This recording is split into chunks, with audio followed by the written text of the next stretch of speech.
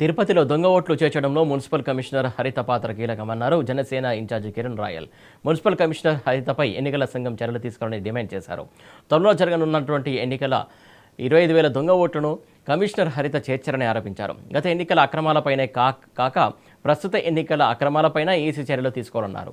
CM Jagan Tirupati జిల్లాను దొంగ ఓట్ల జిల్లాగా మార్చారన్నారు కిరణ్ రాయల్.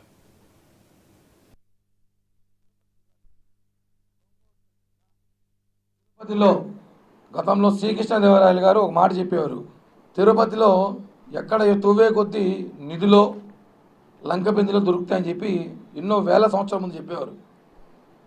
ఇప్పుడు తిరుపతిలో తువ్వే కొద్దీ దొంగోట్లు దొరుకుతున్నాయి. తిరుపతి మొత్తం దొంగోట్లతో నిండిపోయింది. దొంగోట్ల జిల్లా పెట్టచ్చు దీనికి పేరు. చిత్తూరు జిల్లా తీసేసి తిరుపతి జిల్లా తీసేసి దొంగోట్ల జిల్లా కొత్త పేరు పెడితే బాగుంటుంది. నామకరణం చేయమని చెప్పి సీఎం గారిని కోరుకుంటున్నా. సిగ్గుండాలండి. అధికారులు ఎంత దారుణం అంటే, దొంగల కన్నా ఎర్రచందనం దొంగల కన్నా దారుణంగా అధికారులు తయారైపోయారు ఈ ప్రభుత్వం 4 ఏళ్లలో. దొంగోట్లు చిన్నపిల్లలు స్కూల్ కాపీ కొడతారు కదా, ఎగ్జామ్స్ కాపీ, అలా అయిపోయిన పరిస్థితి. వాళ్ళు శిక్షిస్తూ ఉంటాం మనం సస్పెండ్ చేసాక. అసలు చిన్న నేరం చేస్తేనే జైల్లో పెడతారు. ఉదాహరణకి తిరుమలలో మనం చూస్తూ ఉంటాం, దేవుని ప్రసాదం లడ్లు 2 లడ్లు అమ్ముకున్నా పట్టుకున్నా వాడు 14 రోజులు జైల్లో ఉంటాడు. ఇలాంటి వాళ్ళు సస్పెన్షన్ సరిపోదు, వీళ్ళు జైల్లో పెట్టాలి.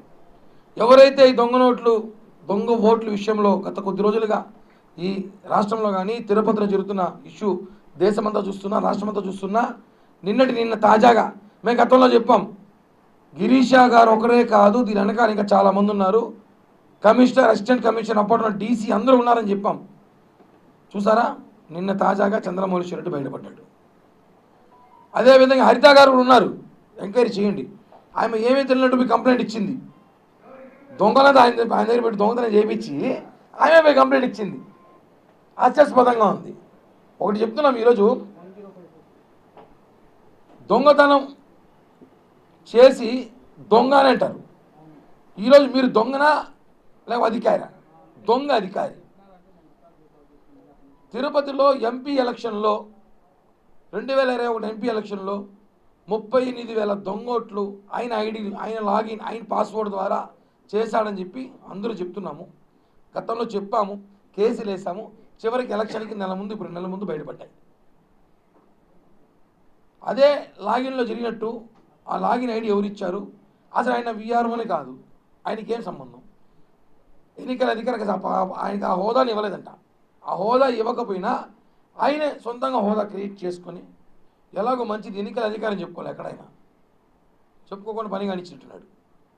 తిరుపతిలో ఎంత విచ్చలవిడిగా స్థానిక ఎమ్మెల్యే కానివ్వండి, ఇక్కడ మంత్రి గారు కానివ్వండి, పెద్దిరెడ్డి గారు కానివ్వండి, వీళ్ళ అన్నుదండలు చూసుకొని చాలా దారుణంగా తిరుపతిలో దొంగోట్లు వేయించుకొని మొన్న ఎంపీ ఎలక్షన్ గెలిచారు. ఎంపీ తిరుపతిలో గతంలో